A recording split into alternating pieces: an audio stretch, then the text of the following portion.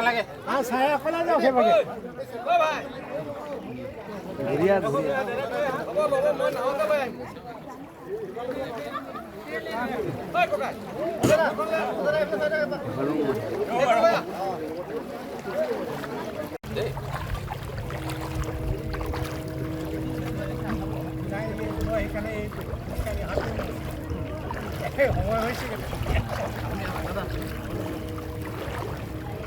বেছি সেইটো চাইডে নাযাব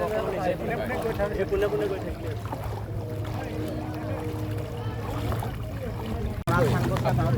অকণমান ৰাইজৰ ঠাই পোৱা ভুল হ'ল মানে ৰিলিফ আমাৰ ইয়াত এদিনতে পৰিছে মানে 3 দিনৰ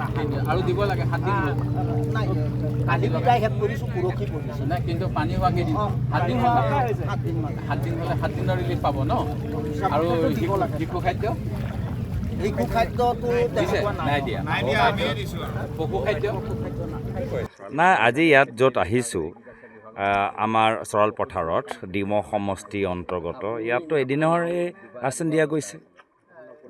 তো চৰকাৰে ক'ৰবাত ৰাচন 3 দিনৰ দিছে ক'ৰবাত এদিনৰ দিছে ক'ৰবাত চাবোন দিছে ক'ৰবাত দিয়া নাই ক'ৰবাত শিবিৰ পাতিছে ক'ৰবাত শিবিৰ পাতা নাই মানে চৰকাৰৰ ফালৰ পৰা যি ধৰণৰ তৎপৰতা থাকিব লাগে যি ধৰণৰ তৈয়াৰী থাকিব লাগে ইমান দিন হৈ গ'ল এতিয়ালৈকে আমি দেখা পোৱা নাই প্ৰথম 2-3 দিনৰ ভিতৰত চৰকাৰৰ ফালৰ পৰা অলপ হেমাহি হ'ব পাৰে আমি আশা কৰোঁ স্বাভাৱিক কিন্তু এতিয়াতো প্ৰায় 10 দিন হৈ গ'ল তথাপিও যে ক'ৰবাত পাইছে ক'ৰবাত পোৱা নাই মানুহৰ আজি কিমান বিপদত আছে তো এইখন চৰকাৰ কিয় গুৰুত্ব সহকাৰে লোৱা নাই মই বুজি পোৱা নাই আৰু দুখৰ কথা যে এনেকুৱা এটা সময়ত আমাৰ কেন্দ্ৰীয় গৃহমন্ত্ৰী বিভিন্ন ধৰণৰ যুক্তিহীন কথাবোৰ কৈ আছে যোৱাকালি এটা টুইটৰ যোগেদি ক'লে যে অসমত বানপানীৰ দৰে এটা পৰিস্থিতি হৈ আছে এইটো বানপানীৰ দৰে পৰিস্থিতি নেকি প্ৰায় 50গৰাকী মানুহৰ মৃত্যু হ'ল কিমান মানে মানুহৰ এতিয়া ঘৰত পানী সোমাই গৈছে মানুহৰ কিমান ক্ষতি হ'ল এবাৰ তেওঁ নিজে আহি চাই যাওক মই সেইটোৱে কেন্দ্ৰীয় গৃহমন্ত্ৰী অমিত শ্বাহ ডাঙৰীয়ালৈ অনুৰোধ জনাইছোঁ এবাৰ অসমত আহি এই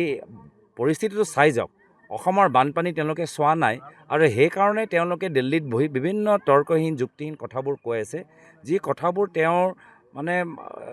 মানে অসমৰ প্ৰতি কিমান তেওঁৰ